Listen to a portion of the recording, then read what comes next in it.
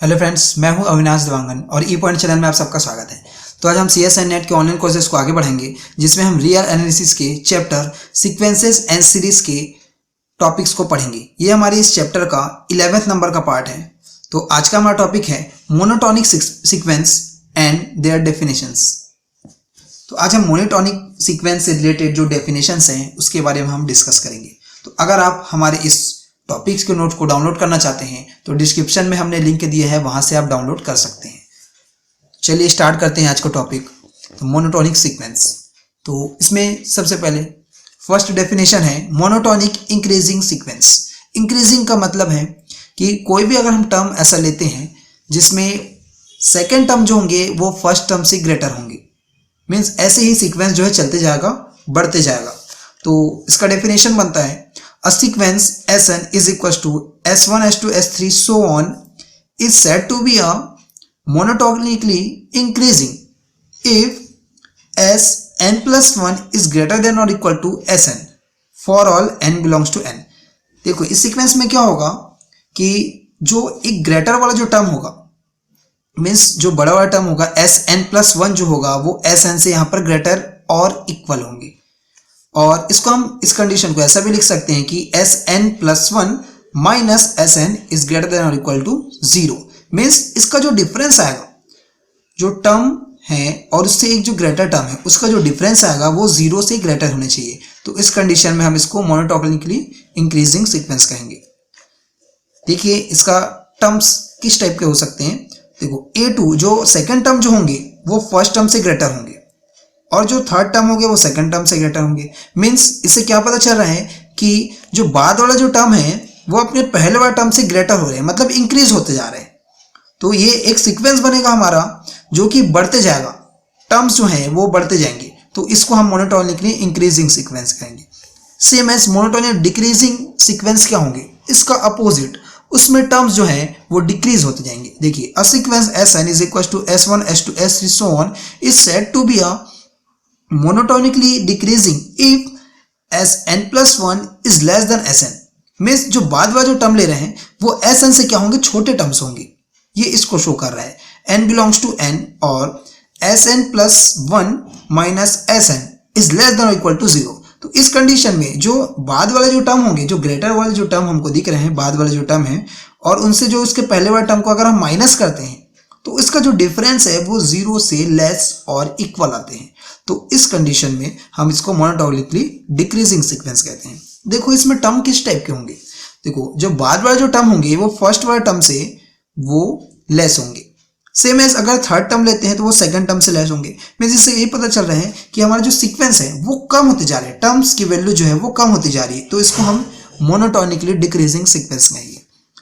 अब इसी का देखो अगर मोनोटोनिक सीक्वेंस कहें तो किस कंडीशन में हो सकते हैं monotonic sequence. A sequence Sn is said to be monotonic if it is either monotonically increasing or monotonically decreasing। तो कोई सीक्वेंस अगर मोनोटोनिकली इंक्रीजिंग होता है या फिर मोनोटोनिकली डिक्रीजिंग होता है तो इस कंडीशन में जो भी सीक्वेंस होता है उसको हम मोनोटोनिक सीक्वेंस कह सकते हैं। चलिए आगे इसका डेफिनेशन देखते हैं हम। नेक्स्ट डेफिनेशन है हमारा स्ट्रिक्टली मोनोटोनिक। देखिए fourth number, strictly monotonic increasing sequence. ये क्या होता है। अ सीक्वेंस, देखो ये सीक्वेंस भी एज इट इज रहेगा, थोड़ा सा बस इसमें स्मॉल चेंजेस रहते हैं। अ sequence Sn is said to be a strictly monotonically increasing sequence if the Sn plus 1 is greater than Sn।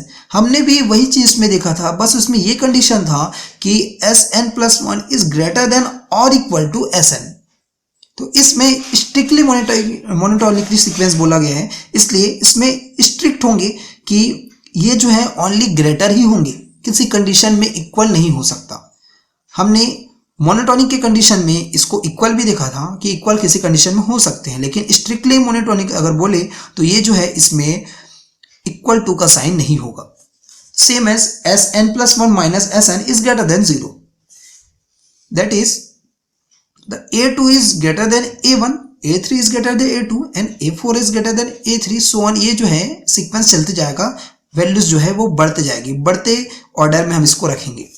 Fifth number देखते हैं इसका, strictly monotonic decreasing sequence as it is. आप इसको समझ सकते हैं कि कोई भी सीक्वेंस वो स्ट्रिक्टली मोनोटोनिक डिक्रीजिंग सीक्वेंस कब होगा, तो Sn+1 is less than Sn, इसमें इक्वल का साइन नहीं आएगा। जब भी ये बात ध्यान रखेंगे कि जब भी स्ट्रिक्टली वर्ड आता है इसका मतलब है कि यहाँ इक्वल का साइन नहीं होगा। और Sn+1 minus Sn is less than 0, इनका जो डिफरेंस आएगा वो जो है 0 से लेस होंगे। सेम एज यहाँ पर टर्म्स को देखते हैं, A2 लेस होगा A1 से, A3 भी लेस होगा A2 से, A4 लेस होगा A3 से, सो ऑन। ये आगे सीक्वेंस चलते जाएगा। मीन्स जो बाद वाला टर्म है वो फर्स्ट वाला टर्म से जो है लेस होते जाएंगे। मीन्स वैल्यूज जो है वो छोटी वैल्यूज आती जाएगी। मीन्स ऑर्डर किस टाइप के होंगे कि ये ऑर्डर जो है घटते हुए रूप में होंगे। 6 नंबर स्ट्रिक्टली मोनोटोनिक। जैसे हमने मोनोटोनिक सीक्वेंस को देखा था, इसमें स्ट्रिक्टली मोनोटोनिक देखो, अ सीक्वेंस ऐसा is said to be a strictly monotonic if it is either strictly monotonically increasing और स्ट्रिक्टली मोनोटोनिक डिक्रीजिंग। मीन्स इसमें जो सीक्वेंस होंगे वो या तो स्ट्रिक्टली मोनोटोनिक इंक्रीजिंग सीक्वेंस होंगे या फिर स्ट्रिक्टली मोनोटोनिकली डिक्रीजिंग सीक्वेंस होंगे। तब उस कंडीशन में हमको स्ट्रिक्टली मोनोटोनिक सीक्वेंस कहेंगे। अब इसके हम एग्जांपल देख लेते हैं कुछ कि आखिर कैसे हो सकता है ये सीक्वेंस, इसके एग्जांपल समझ लेते हैं। फर्स्ट एग्जांपल है हमारा the sequence 3 to the power n। ये सीक्वेंस कैसे बनेगा, देखो n की वैल्यू अगर हम पुटअप करते जाते हैं नेचुरल नंबर्स, तो यह हमारा सीक्वेंस बनेगा 3, 9, 27 सो ऑन। ये जो है देखो वैल्यूज जो है बढ़ती जा रही है। 3 के बाद 9, 9 के बाद 27, मीन्स आगे भी इसकी वैल्यू इन्फिनिट तक वो बढ़ते ही जाएगी।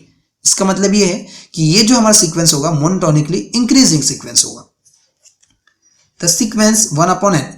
इस कंडीशन में सीक्वेंस हम देखते हैं n की वैल्यू नेचुरल नंबर्स हम पुटअप करते जाते हैं 1, 1/2, 1/3, 1/4, 1/5। मीन्स देखो डिनोमिनेटर बढ़ते जा रहा है, इट मीन्स द वैल्यूज जो है वो कम होती जा रही है।